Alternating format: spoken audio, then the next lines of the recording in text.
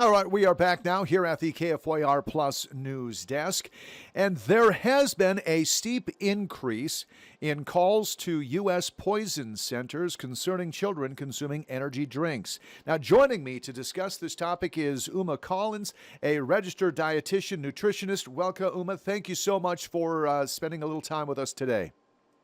Yes, thank you so much for having me. So, Uma, what are the primary health risks associated with children consuming energy drinks?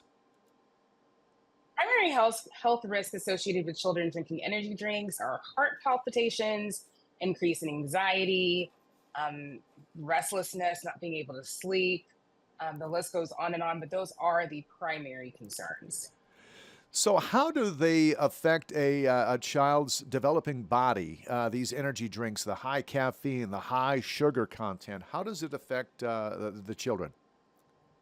Again, just kind of that extra stimulus. I mean, kids are already, for the most part, very energetic as it is.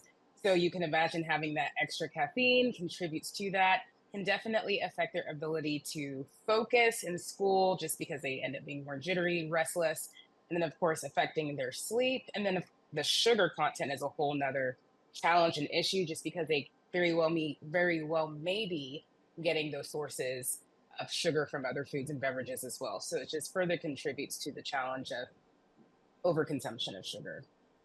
And how much caffeine and sugar is typically found in these energy drinks? I'm sure they vary from brand to brand, but typically, what are we looking at?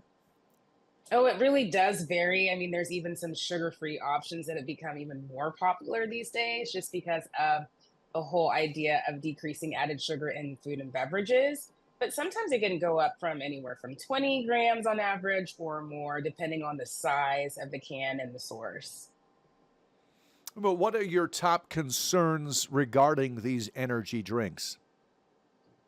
My main concerns regarding energy drinks and specifically consumption in kids is just the lack of knowledge that a lot of families, specifically parents, have about how it can impact a child.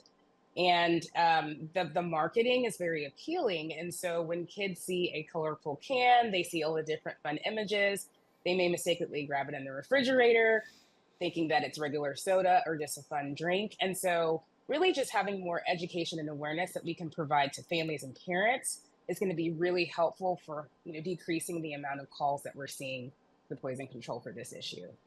And that leads us to our next question. How can parents and caregivers recognize the symptoms of these energy drinks or even an overdose of energy drink? Very great question. Again, just kind of noticing if your child is acting different, more hyperactive, maybe if there's reports, if they happen to consume it at school, if their behavior changing, again, being hyperactive, having challenges with sleep, and if they are saying that their heart rate is increasing, having those heart palpitations, those are all going to be indications that, okay, there may be some consumption of an energy drink or something that has happened. So just definitely making sure. And then, of course, if you are a consumer of those, just make sure that you do keep it out of reach and educate your children. Let them know that this is not something that they need to be consuming. Yeah, that's interesting that you bring that up. Should these energy drinks be banned for sale to those under 16 at least, if not even 18-year-olds? I definitely believe they should be. I think it would be a benefit, especially 16 and under. The challenge is that there is still a recommendation, so to speak, that kids between the ages of 12 and 18 can have, it's safe, so to speak, to have 100 milligrams of caffeine. So that's where that line can be a little bit hard to draw because then there could always just be more energy drinks formulated to fit that population. However, again, it's all about making sure you're informed as a parent and encouraging your child, letting them know that they do not need to consume those for any type of perceived benefit. I think you would agree that these energy drink manufacturers are targeting children in their marketing. Absolutely. Specifically, I think a lot of kids that are active too. So, what I'm seeing in my practice and the clients I work with is that, the older population, younger adults specifically, are starting to use energy drinks as a way to get them ready for performance. And so now we're starting to see that trickle down into the younger population that's in that community. So I can definitely see that marketing is more geared towards that.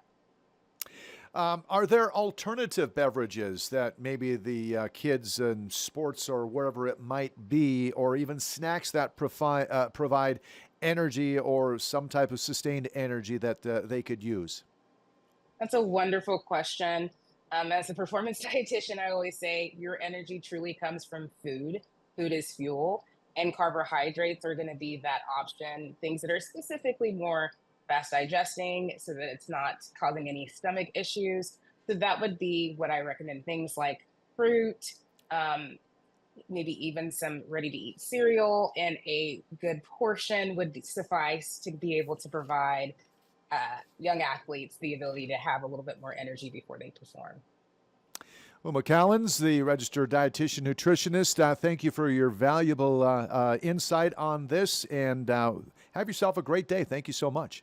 Thank you. You as well. Thank you. You got it. All right, 7 past the hour. Let's take a quick break. We're back with more headlines next on KFYR Plus.